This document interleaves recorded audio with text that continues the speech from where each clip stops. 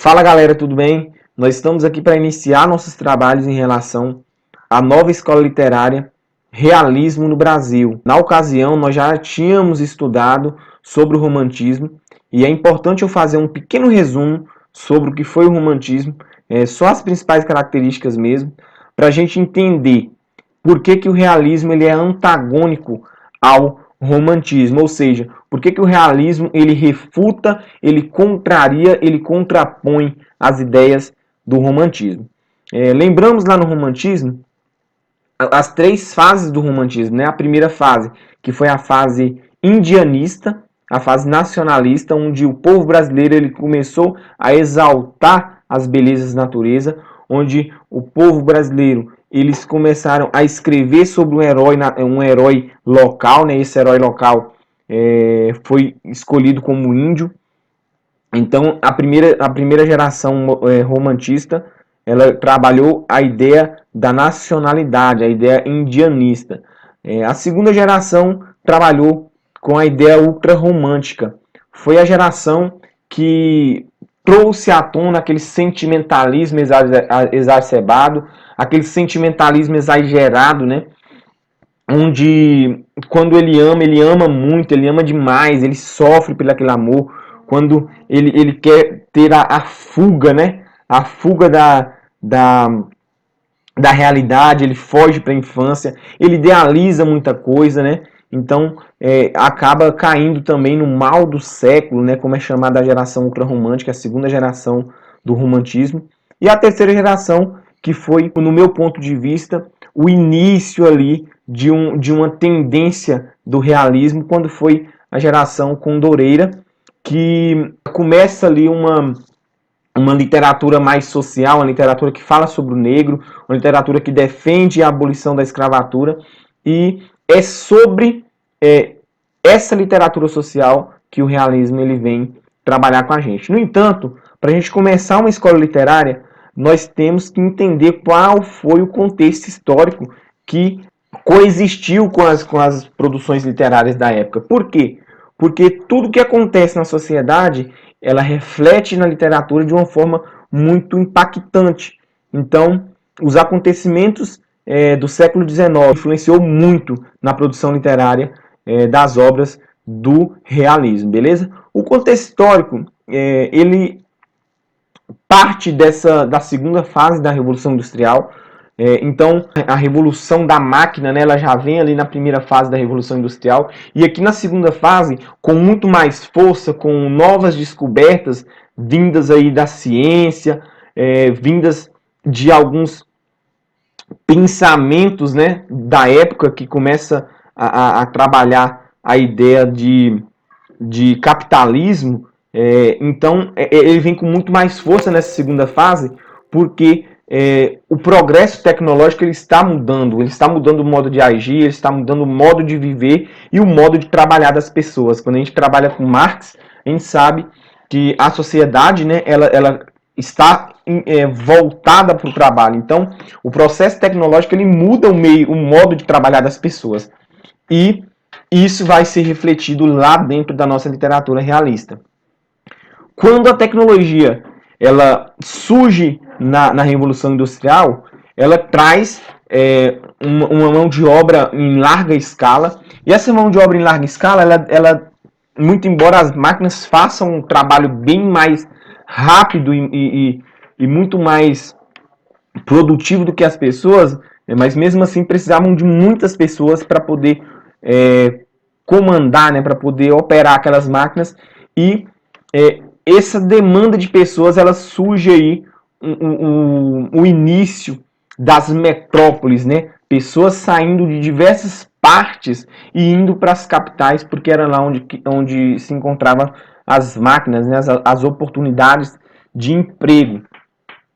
Não vamos nem entrar na questão aí de horas de trabalho, de meios de trabalho desleais. Eu acho que não é uma discussão para agora, mas entendemos então a segunda Revolução Industrial como progresso tecnológico, como surgimento de metrópoles, né, cidades onde as pessoas iam procurar emprego.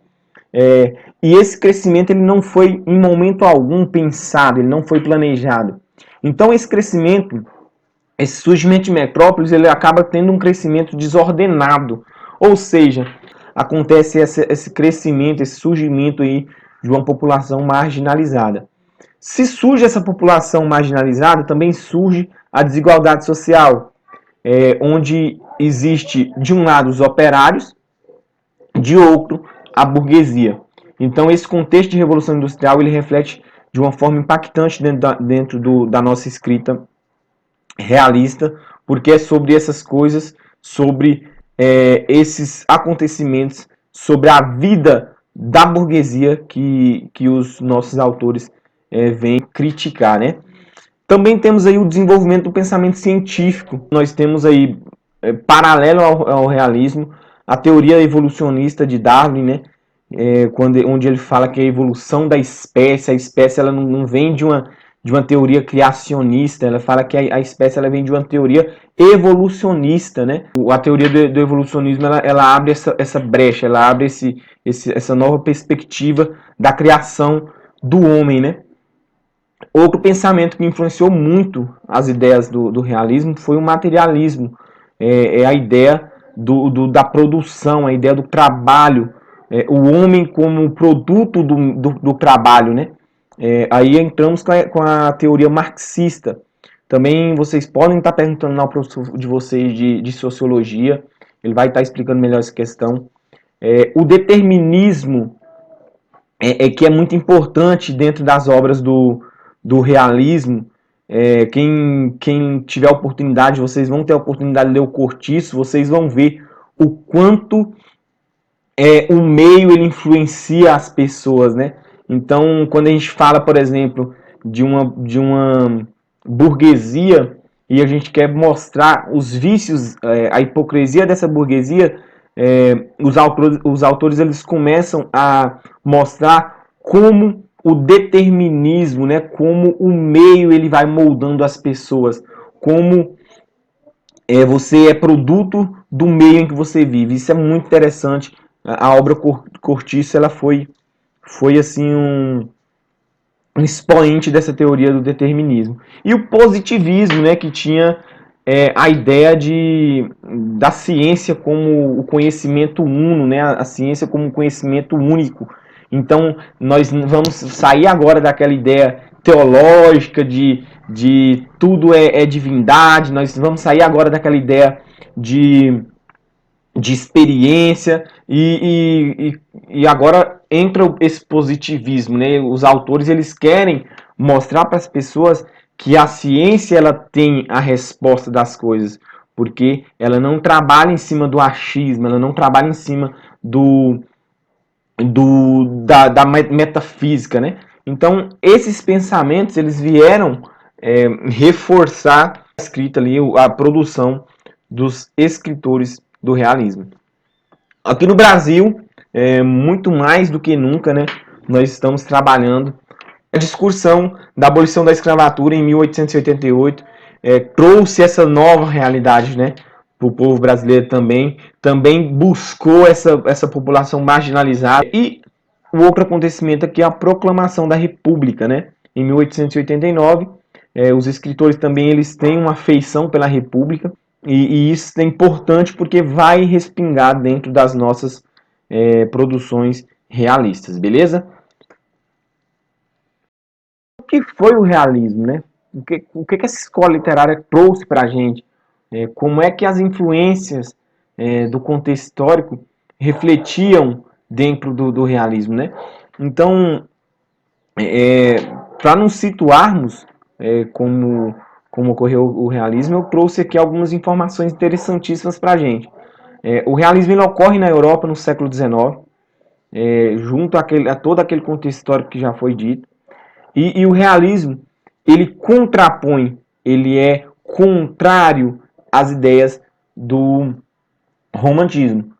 O romantismo ele era muito ideal, tudo era idealizado, a mulher era perfeita, o herói era perfeito, a sociedade era perfeita, o eu era subjetivo, meu coração vale mais do que o outro. Eu não estou interessado com a sociedade, eu estou interessado com os meus sentimentos. Isso era a idealização do romantismo. Já no realismo, o real é importante, o social é importante. Meu sentimento, ele que fique de lado, porque o que é importante é eu mostrar a realidade como ela é. Então, não tem como ter dois pesos e duas medidas aí. O realismo, ele é contra o romantismo, ele é contra os ideais românticos, porque ele não vê é, aquele subjetivismo como uma coisa boa. Por isso, eles querem romper essa influência, né? Eles querem romper todo o exagero do romantismo. Temos duas datas importantíssimas do realismo. Nós temos o marco inicial com o livro Madame Bovary, de Gustave Flaubert, que foi publicado em 1857. Cara, um clássico que foi considerado o primeiro romance realista da história. Primeiro romance realista da história. E ele vem refutar realmente essa ideia de como o romantismo ele idealizava as coisas. Só resumindo em tese o que foi essa Madame Bovary, a Emma, ela era uma menina sonhadora, foi criada em convento e ela tinha a ideia de que o casamento seria perfeito, assim como era os casamentos dos livros românticos, né? Nos ideais românticos. Olha para você ver a metáfora que o Flaubert ele faz aí dentro de Madame Bovary. E assim que ela casa com o grande Charles, ela vê que o casamento não é não é a felicidade, não é aquele ideal que ela via nos livros românticos. Então ela vê que o ideal ele não é o que ela pensava, e o que ela pensa é o que é real agora. Então ele faz essa comparação. O que é ideal, ele se difere do real. Porque o ideal a gente imagina, a gente inventa, e o real ele existe, né? Então, depois desse casamento, ela se torna muito infeliz, ela é de classe burguesa, e já trazendo a primeira teoria, a teoria marxista para a obra, ela endivida toda a família, né? Ela faz um endividamento na família, porque ela quer comprar para preencher um vazio que existe dentro de si, esse vazio que o casamento não foi capaz de preencher. E não se contentando com as compras, não se contentando com o consumismo, não se contentando com o marxismo, né, com o materialismo, ela acaba buscando felicidade no, no adultério. Ela tem alguns amantes, ela se frustra com esses amantes também, porque ela não encontra essa felicidade, ela não encontra aquele ideal que ela fez para a vida toda, porque o real é o que realmente existe, né? O real é o que coloca a vida dela em xeque, e ela acaba cometendo suicídio, né? Toma veneno no fim da obra. Já dá para perceber vários pontos, várias críticas sociais, várias críticas reais da época, né? É muito importante a obra de Madame Bovary para já dar um pontapé inicial do realismo na Europa. Aqui no Brasil, nós tivemos a publicação em 1881 da obra Memórias Póstumas de Brás Cubas, de Machado de Assis. Gente, Machado de Assis é simplesmente o melhor. Top. Amo muito ele. E na Memória Póstuma de Brás Cubas é interessante que o título já traz um spoiler, né? O Brás Cubas, depois de morto, contando a sua história. E ele começa a contar essa história desde o seu nascimento até a sua morte. Brás Cubas, resumindo a obra em poucas palavras, Brás Cubas é de família burguesa, um menino mimado, né?